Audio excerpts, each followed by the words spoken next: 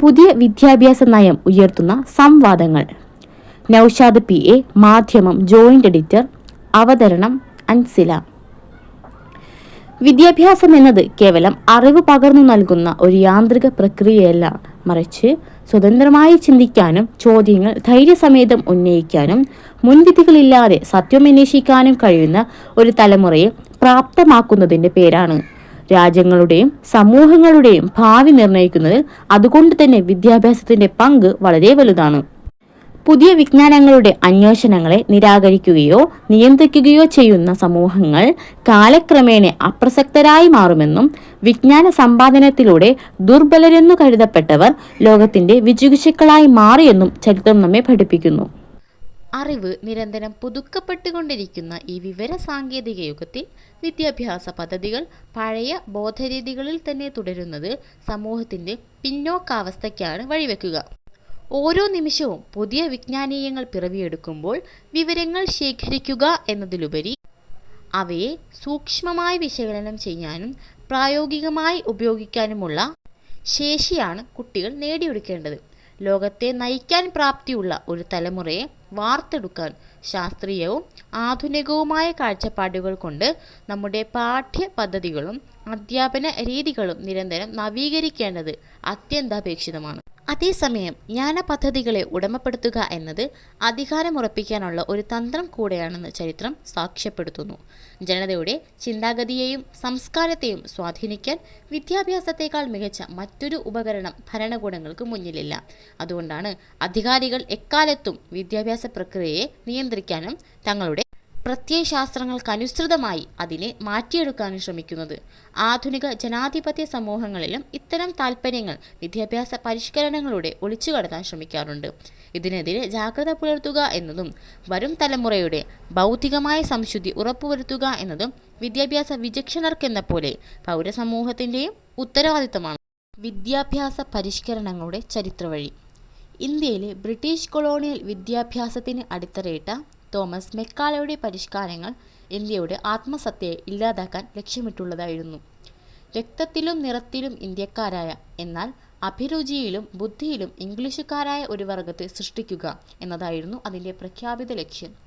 അതുകൊണ്ട് രാജ്യത്തിൻ്റെ നൈതികതകളും വൈവിധ്യങ്ങളും ഉൾക്കൊള്ളുന്ന വിദ്യാഭ്യാസ പരിഷ്കരണത്തിനു വേണ്ടിയുള്ള ആലോചനകൾ സ്വാതന്ത്ര്യത്തിനു മുൻപേ ആരംഭിച്ചിരുന്നു. സ്വാതന്ത്ര്യാനന്തരം 1948 ഉന്നത വിദ്യാഭ്യാസത്തെക്കുറിച്ച് പഠിക്കാൻ ഡോക്ടർ S. രാധാകൃഷ്ണന്റെ അധ്യക്ഷതയിൽ രൂപീകരിച്ച സമിതിയുടെ ശുപാർശ പ്രകാരമാണ് UGC സ്ഥാപിതമായത്. തുടർന്ന് 1952 ഡോക്ടർ A. ലക്ഷ്മണസ്വാമി മുതലിയാർ അധ്യക്ഷനായ സമിതി സ്കൂൾ വിദ്യാഭ്യാസത്തിൻ്റെ ഘടനയിലും പാഠ്യപദ്ധതികളിലും വിപ്ലവകരമായ മാറ്റങ്ങൾ നിർദ്ദേശിച്ചു. 1964-66 കാലയളവിലെ കോത്താരി കമ്മീഷൻ റിപ്പോർട്ടിൻ്റെ അടിസ്ഥാനത്തിൽ 1968 ഇന്ദിരാഗാന്ധി സർക്കാർ ആദ്യത്തെ ദേശീയ വിദ്യാഭ്യാസ നയം നടപ്പിലാക്കി. ഇതോടെയാണ് രാജ്യവ്യാപകമായി 10+2+3 രീതികളും ത്രിഭാഷാ പദ്ധതിയും നിലവിൽ വന്നത്. രാജീവ് ഗാന്ധി സർക്കാരിൻ്റെ കാലത്ത് കൊണ്ടുവന്ന രണ്ടാം ദേശീയ വിദ്യാഭ്യാസ നയം വിദ്യാഭ്യാസത്തെ കൂടുതൽ ആധുനികമാക്കി. 1992 നരസിംഹറാവുവിൻ്റെ സർക്കാർ ആ നയത്തിൽ ചില പരിഷ്കരണങ്ങൾ വരുത്തി. എന്നാൽ 2009 മൻമോഹൻ സിംഗ് സർക്കാരാണ് ഭരണഘടനയുടെ 21A അനുച്ഛേദ പ്രകാരം വിദ്യാഭ്യാസം ഒരു മൗലികാവകാശമായി പ്രഖ്യാപിച്ചത്. 6 മുതൽ 14 വയസ്സ് വരെയുള്ള എല്ലാ കുട്ടികൾക്കും സൗജന്യവും നിർബന്ധിതവുമായ വിദ്യാഭ്യാസം ഉറപ്പാക്കുന്ന ഈ നിയമം സാമൂഹിക നീതിയുടെ ചരിത്രത്തിലെ വലിയൊരു നാഴികക്കല്ലായിരുന്നു. ഏറ്റവും ഒടുവിലായി 2020 നരേന്ദ്രമോദി സർക്കാർ പഴയ 10+2 രീതിക്ക് പകരം 5+3+3+4 എന്ന ഘടനയും തൊഴിലധിഷ്ഠിത വിദ്യാഭ്യാസവും വൈജ്ഞാനിക മേഖലയിലെ വൈവിധ്യവും ലക്ഷ്യമായി നിർണയിച്ചിട്ടുള്ള പുതിയ ദേശീയ വിദ്യാഭ്യാസ നയം NEP അവതരിപ്പിച്ചു. ഇപ്പോൾ പ്രീ പ്രൈമറി മുതൽ സർവകലാശാലയിൽ വരെ നടപ്പാക്കുന്ന സമ്പൂർണ്ണമായ വിദ്യാഭ്യാസ പരിഷ്കരണങ്ങൾ ഈ നയത്തിൻ്റെ അടിസ്ഥാനത്തിൽ. NEP 2020 സാധ്യതകളും ആശങ്കകളും. ദേശീയ വിദ്യാഭ്യാസ നയം 2020 രാജ്യത്ത് വലിയ തോതിലുള്ള സംവാദങ്ങൾക്കാണ് വഴിവെച്ചിരിക്കുന്നത്. രാജ്യത്തിൻ്റെ വിദ്യാഭ്യാസ ഘടനയെ സമ്പൂർണ്ണമായി പൊളിച്ചെഴുതുന്ന പുതിയ നയം ഒരു വിഭാഗം വിദ്യാഭ്യാസ മേഖലയിലെ പുതിയ ഉണർവായി വിലയിരുത്തുമ്പോൾ മറുപക്ഷം പാഠ്യപുസ്തകങ്ങളിലെ ഉള്ളടക്കത്തിൽ വരുത്തിയ മാറ്റങ്ങൾ ചരിത്രപരമായ വസ്തുതകളെ ഒരു പ്രത്യേക പ്രത്യയശാസ്ത്രത്തിൻ്റെ കാഴ്ചപ്പാടിലൂടെ മാത്രം അവതരിപ്പിക്കുന്നതും വിദ്യാർത്ഥികളുടെ മനോഘടനയെ തെറ്റായി നയിക്കാൻ ഇടവരുത്തുന്നതുമെന്ന് സമർത്ഥിക്കുന്നു. അങ്കണവാടി പഠനം നിർബന്ധമാക്കിയതും 6ാം ക്ലാസ് മുതൽ തൊഴിലധിഷ്ഠിത കോഴ്സുകൾ ഉൾപ്പെടുത്തിയതും മൾട്ടി ഡിസിപ്ലിനറി സമീപനവും ഉന്നത വിദ്യാഭ്യാസ രംഗത്തെ ഫ്ലെക്സിബിലിറ്റിയും ഗുണപരമായ മാറ്റങ്ങളായി വിലയിരുത്തപ്പെടുന്നു.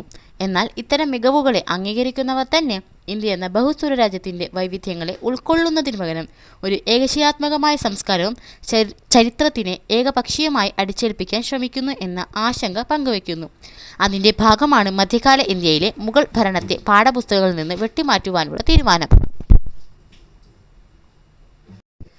ഭരണഘടന വിഭാവനം ചെയ്യുന്ന ശാസ്ത്രീയ മനോഭാവം വളർത്തുന്നതിൽ പുതിയ പരിഷ്കരണങ്ങൾ എത്രത്തോളം വിജയിക്കുമെന്നതും ചോദ്യചിഹ്നമാണ്.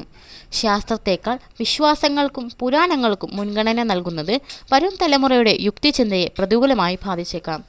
ഓരോ സംസ്ഥാനത്തിൻ്റെയും പ്രാദേശികവും സാംസ്കാരികവുമായ സവിശേഷതകൾ പാഠ്യപദ്ധതിയിൽ ഉൾപ്പെടുത്താനുള്ള സംസ്ഥാനങ്ങളുടെ അധികാരം പരിമിതിപ്പെടുത്തുന്നത് ഇന്ത്യൻ ഫെഡറൽ സംവിധാനത്തോടുള്ള വെല്ലുവിളിയാണ്. ഒപ്പം പ്രാദേശിക അറിവുകൾ കുട്ടികൾക്ക് നിരാകരിക്കപ്പെടാനും സ്വന്തം നാടിൻ്റെ ചരിത്രവും തനിമയും അറിയാത്തവരായി അവർ മാറിയേക്കും. കൂടാതെ ഉന്നത വിദ്യാഭ്യാസ മേഖലയിലെ സ്വകാര്യ നിക്ഷേപത്തിനുള്ള പ്രോത്സാഹനം പാവപ്പെട്ട വിദ്യാർത്ഥികൾക്ക് ഗുണമേന്മയുള്ള പഠനം അപ്രാപ്യമാക്കുമോ എന്ന ഭയവും നിലനിൽക്കുന്നു.